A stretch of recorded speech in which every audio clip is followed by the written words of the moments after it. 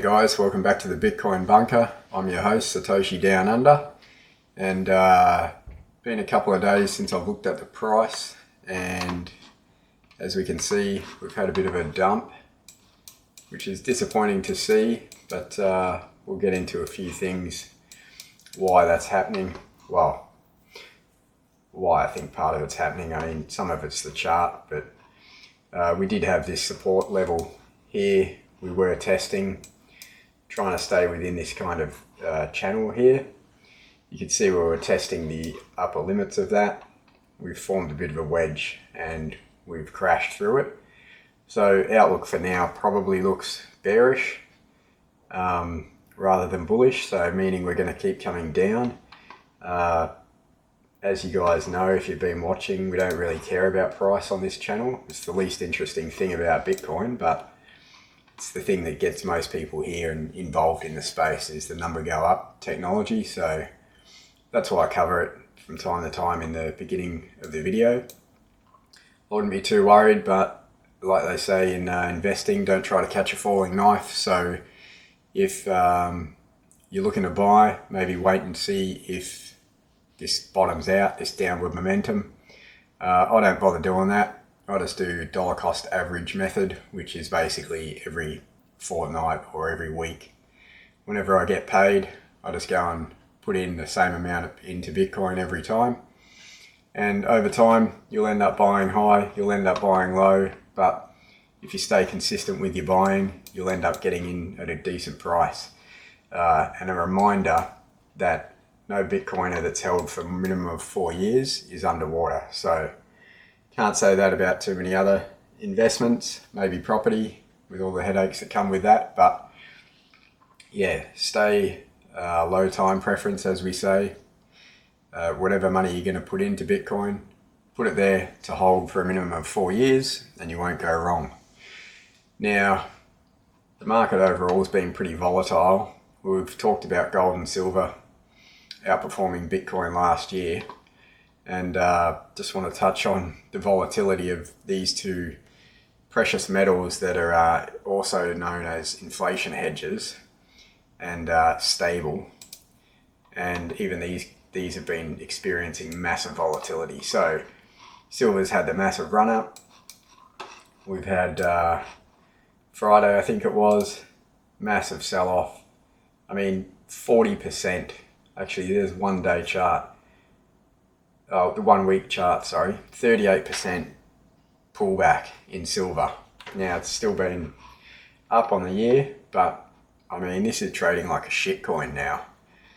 Gold wasn't much better, starting to recover now, but look at the volatility in this. So in 1 week, the price has moved 15% down. So the market's overall looking a bit shaky. A lot of turmoil in the world, clown world accelerates, and that's why we're holding Bitcoin, because it's your exit out of clown world. Now, speaking of clowns, I'm going to introduce this episode's topic about Bitcoin Epstein.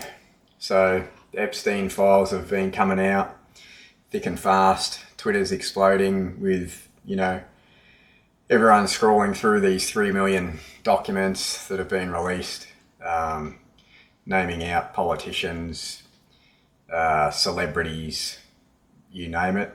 And of course, Bitcoin's made an appearance, hasn't it? So all the doomers that are out there to psyop you into thinking Bitcoin's bad, Bitcoin linked to Epstein, linked to Israel, they don't understand Bitcoin, or they're nefarious bad actors that are trying to make you part from your Bitcoin. So is the price action now a reflection of some of this coming out? Maybe. The TA guys would say that, the news always comes after the charts, and that this was going to happen anyway. We're already entering potentially a bear market. So, I mean, I've seen this through many cycles. Sentiment can change very rapidly, and Twitter seems to be the cesspool where everyone kicks off and spews out their emotions these days. So we've got this clown here. I don't know who he is. It's just the first guy that come up when I searched Bitcoin Epstein. Here he is with something he's copied and pasted from the Epstein files, because, you know, every one of these you go through, they're all using the same documents, one email, this thing highlighted pink. So, you know, one person's done the work, everyone else is like jumping on the bandwagon. Like I said, I think X is good, lets you get things out there, but it's becoming a cesspool, and half of these accounts are probably bots, or they're just morons that are trying to get, you know, the views up, the clickbait, and so they find one thing and they copy and paste it to everyone else, right? So I haven't read too much about this because I don't need to, right? Bitcoin's a decentralized system of transferring value to each other, which is probably why Epstein did get involved in it. So, you know, these guys are here going, Epstein files revealed that Israel hijacked Bitcoin, or control of the Bitcoin network, over a decade ago.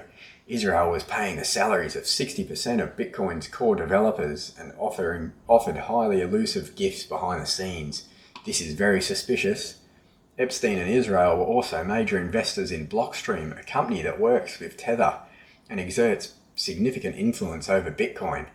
They can manipulate the price by issuing unbacked Tether, control the network's code because they hired most of the developers, and own a majority of the nodes.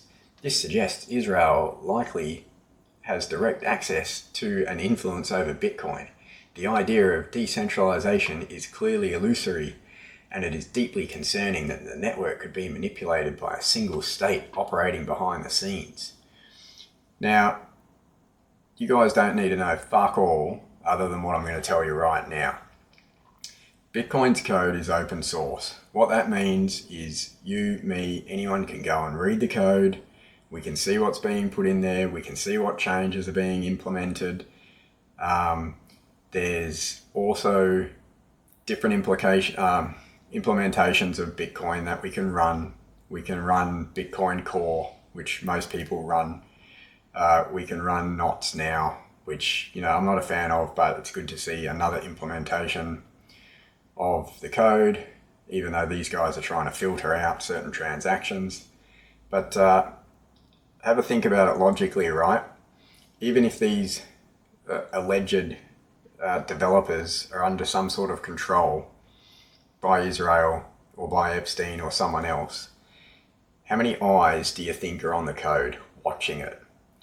Like, there's many people smarter than me, coders and whatever else, watching this thing all the time because it's open source, right? Closed source means a company like Apple or someone else, right? They have their own software. It's their proprietary software. They don't let anyone see what's in it. So this Bitcoin Core being controlled and captured by Israel is a joke, right? Because what happens is all these other programmers, they put up commits and they put up these suggestions and things like that, and that goes to the Bitcoin Core team. And it's discussed. And basically, they don't go making changes, you know, huge changes, bug fixes and small things like that, but they don't go making huge changes without consensus, right?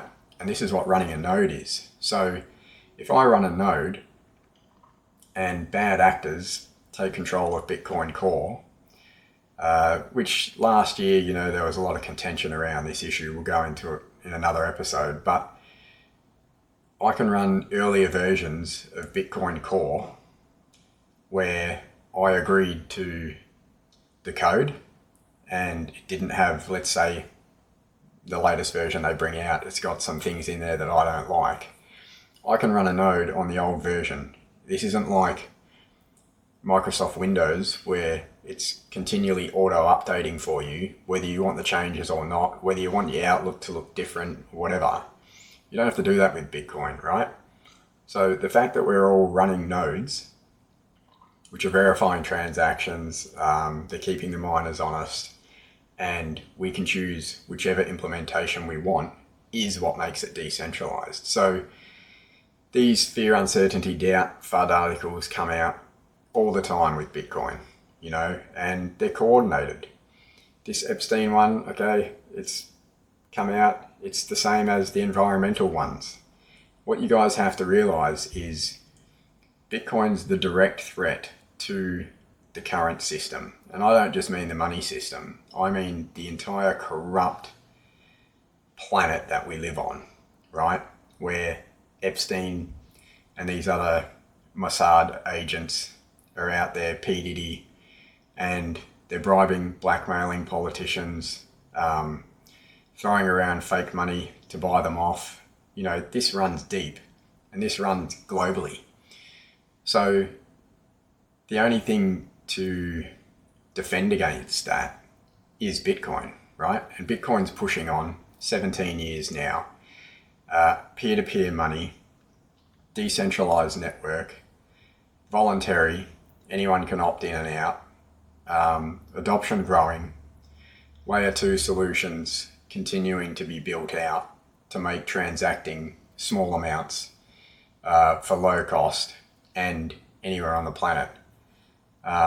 So this thing's improving, it's getting better, but the establishment, I'll call it, doesn't want this. They know what it is. They know how powerful it is.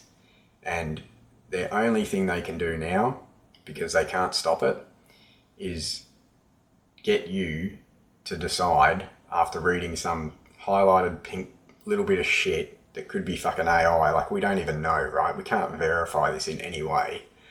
But it's just another FUD attack on Bitcoin and on your psychology to make you second guess. Oh, well, maybe this Bitcoin's already captured. I've seen something here. Epstein has 75, I heard some TikTok idiot. Epstein had 75% of the Bitcoin supply. I mean, it's just a fucking joke. Like, we went to mempool.space in one of the early episodes, and I showed you guys how you could explore, use the block explorer. We can check wallets, we can check addresses. We know Satoshi's coins is 1 million coins thereabouts on an early wallet. Haven't moved since the Genesis block, or since the early days of Bitcoin, not the Genesis block. We can verify this stuff, right? But that's what you got to learn about Bitcoin. It's proof of work. You have to do the work. You can't outsource the study to some other idiot. Even you can't outsource the work to me, right? I can give you the nuggets and the tools, and then you have to go and figure this thing out for yourself and build the conviction once you understand it. And you can read these articles and these leaks and these FUD campaigns, and because you have the knowledge, you can sleep sound at night holding your Bitcoin and knowing that these are temper tantrums, the old legacy system in its death throes, a cornered animal trying to throw out whatever it can to keep you off the scent for as long as possible, right? So I'm not going to keep going down and searching all this shit because it's not worth my time. This idiot here, Dan Pena, who's this, like, look at this guy, he's a caricature, right? So this guy is some pretend I'm a billionaire because I'm an old crusty dude with a pinstripe gangster suit and I usually wear bow ties and, you know, come and buy my course, this kind of financial guru.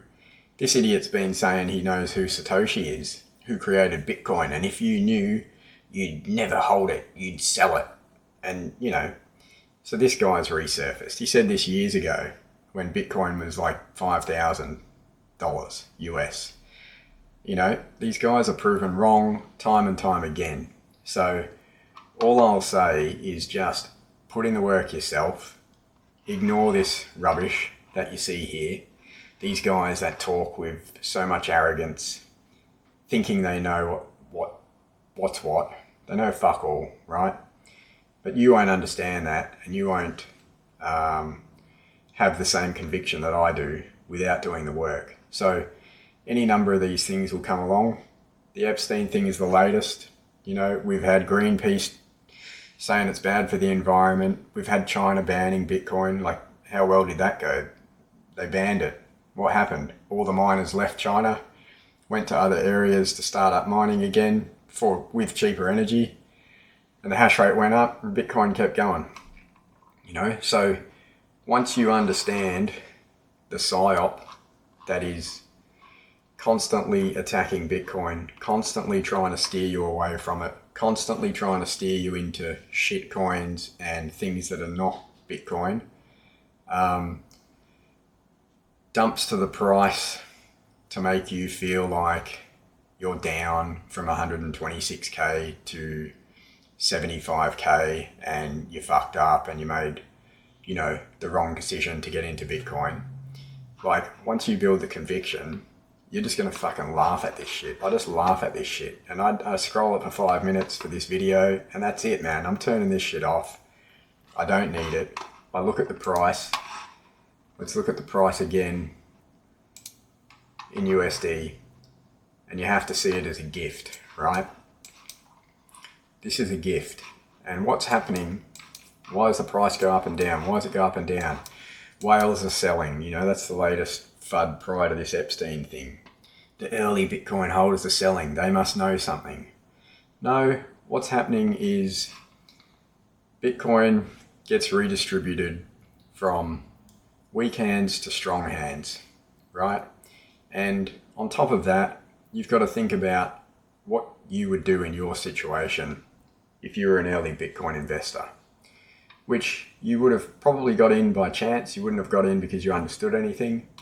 But let's just say you got lucky, you bought some drugs on Silk Road and then you ended up with a few Bitcoin left in your wallet, because in the early days, that's how most people kind of began using Bitcoin. They were on Silk Road trying to test it out, and they probably ended up with a few coins because they were so cheap then. But the point is, if you're an early whale, one of these guys that owns 1,000 coins or something, and you've held it from $1,000, let's say, and it's reached 120k or 110k or whatever it did, of course you're going to take some off the table. It doesn't mean that you know anything more about Bitcoin than anyone else. And, now's the time to sell.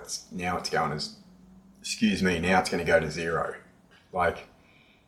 If you were in that position and you'd made 10,000% gain or whatever, 1,000% gain, 2,000% gain, you'd probably take some off the table, right, to improve your life. But it doesn't mean that Bitcoin's now going to zero. So this is a zoomed out chart of Bitcoin over time. And this one shows, I believe, the best trajectory of where we're going, right? So we're within this band most of the time. A couple of times we're underneath it. We could probably move this band down here if it'll do it.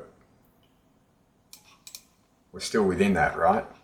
So Bitcoin's oscillating between these ranges. Everyone's saying it's so volatile, how can it go from 126k down to 76k in whatever, 6 months, less? It's well, it's done it before. But if you zoom out, what's the overall trend? I mean, I could show a 4-year-old this and say, tell me what this line's doing. And they'll say, well, it's going up and to the right, right? And that's what all the Bitcoiners have been trying to say forever. Every time the bears come out, start bagging us Bitcoiners out. Now it's over. What happens? It's the best buying opportunity. And sure enough, give it a year, give it 2 years, we end up making new all-time highs. Because this chart's showing up and to the right. That's what's happening with Bitcoin. So just had to touch on this Epstein rubbish I've been hearing in the background. It doesn't matter. You're part of a decentralized network. You can verify that. You can check the code. You can run your own node with whatever Bitcoin implementation you want. And you can leave the one system that we know is corrupt, right? These characters like Epstein were able to get away with the heinous things that they have done. And still get away with. I mean, Epstein's probably the tip of the iceberg of how much corruption there is in this world. And a lot of it is because the money is broken. So you can choose to listen to the FUD, stay in the system that you know is corrupt and that you know is stealing from you through inflation, or you can decide to take a chance on the new system, which is already proving itself. It's proved itself for 16 years, that it's the better form of money. And that's showing by the adoption, and it's showing by the price. So bit of a sidebar off of the Bitcoin learnings, but there's a few truths in there that and a few threads you can pull on yourself and go and do some more research and some deep dive. And if you can't ignore the noise on Twitter, just jump off there, you know. Read the books, put the time into the books rather than looking around X for the latest guru that's going to save you. No one's coming to save you, all right? So that's it for this one, and signing out. Like and subscribe if you haven't already, and I'll see you on the next one.